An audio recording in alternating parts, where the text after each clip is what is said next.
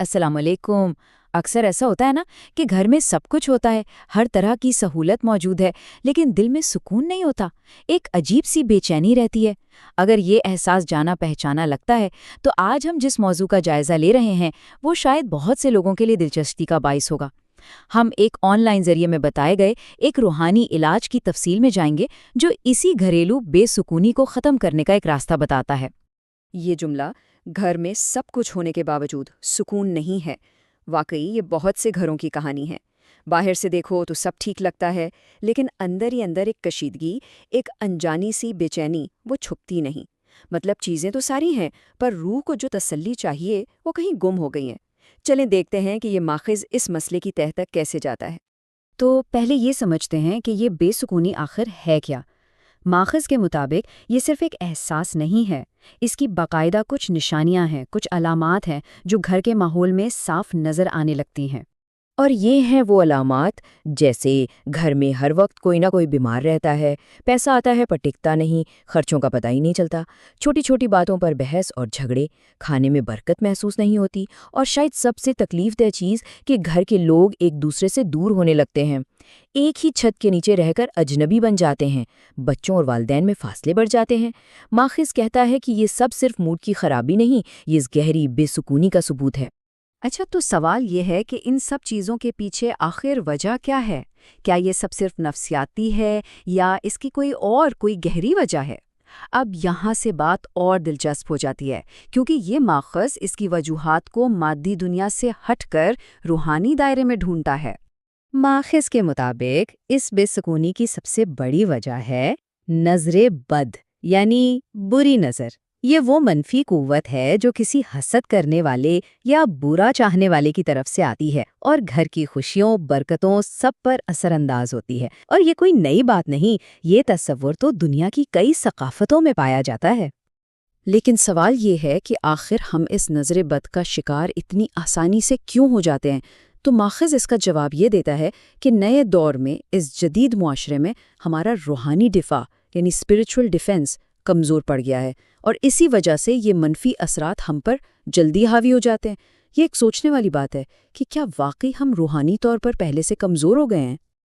اور جب یہ روحانی دفاع کمزور پڑتا ہے نا، تو ماخذ کہتا ہے کہ شیطانی وسوسوں یعنی منفی خیالات کو حملہ کرنے کا موقع مل جاتا ہے۔ اور پھر کیا ہوتا ہے؟ چائے میں چینی کم ہونے جیسی معمولی سی بات پر گھر میں طوفان کھڑا ہو جاتا ہے۔ یہ انہی وسوسوں کا تام ہے جو رائی کا پہاڑ بنا دیتے ہیں اور گھر والوں کے دلوں میں ایک دوسرے کے لیے غلط فہمیاں پیدا کرتے ہیں۔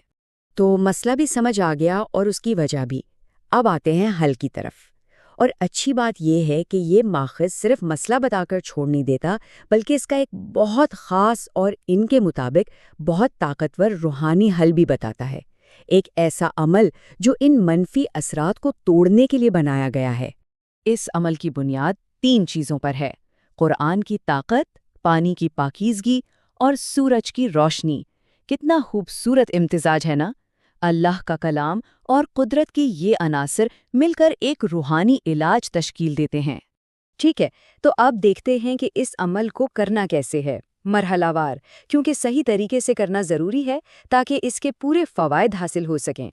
طریقہ بہت سادہ سا ہے، گھبرانا نہیں۔ سب سے پہلے پانی کے ایک برتن پر سورۃ المائدہ پڑھ کر دم کرنا ہے۔ پھر اس دم کیے ہوئے پانی کو شیشے کی بوتل میں ڈال کر کوئی 1-2 گھنٹے دھوپ میں رکھ دینا ہے۔ اس کے بعد اس پانی سے گھر کے وہ برتن دھونے ہیں جن میں سب کھانا کھاتے ہیں، جیسے پلیٹیں اور چمچ۔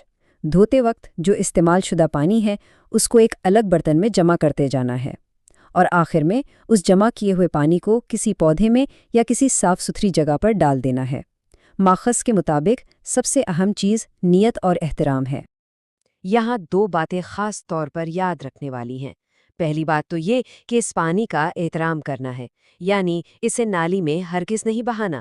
اور دوسری بات، اگر اس عمل کو اور زیادہ پرتاثیر بنانا مقصود ہو تو ماخذ ایک مشورہ دیتا ہے کہ اس میں عرق پاکیزہ بھی شامل کیا جا سکتا ہے۔ یہ ایک خاص قسم کا روحانی پانی ہے جس کے بارے میں کہا جاتا ہے کہ وہ اس عمل کی تاثیر کو کئی گنا بڑھا دیتا ہے۔ تو اس سب کوشش کا، اس عمل کا نتیجہ کیا نکلے گا؟ ماخذ کہتا ہے کہ اگر یہ عمل پوری نیت اور بتائے گئے طریقے سے کیا جائے تو گھر کے ماحول میں ایک زبردست، ایک مثبت تبدیلی کی توقع رکھی جا سکتی ہے۔ اور اس تبدیلی کو یہاں دیکھا جا سکتا ہے۔ ایک طرف وہ حالات جو پہلے تھے، نااتفاقی، جھگڑے، بیماریاں، اور دوسری طرف وہ امید جو اس عمل کے بعد ہے، خوشی، اتحاد اور شفا۔ جو لوگ ایک دوسرے سے دور بھاگتے تھے، ان کے دلوں میں ایک ساتھ بیٹھ کر کھانا کھانے کی خواہش پیدا ہوتی ہے۔ مطلب یہ عمل گھر میں وہی سکون، وہی برکت واپس لانے کا ذریعہ بن سکتا ہے جو کہیں کھو سی گئی تھی۔ تو آخر میں یہ سوال ضرور ذہن میں آتا ہے کہ کیا واقعی نیت سے کیا گیا ایک سادہ سا روحانی عمل گھریلو ماحول میں اتنی بڑی تبدیلی لا سکتا ہے؟ اس ذریعے کا تو دعویٰ یہی ہے۔ یہ ایک ایسی بات ہے جس پر غور کیا جا سکتا ہے کہ کیا اس دور میں اس طرح کے اعمال آج بھی اتنے ہی پرتاثیر ہو سکتے ہیں؟ یہ سوچنے کے لیے ایک دلچسپ نکتہ ہے۔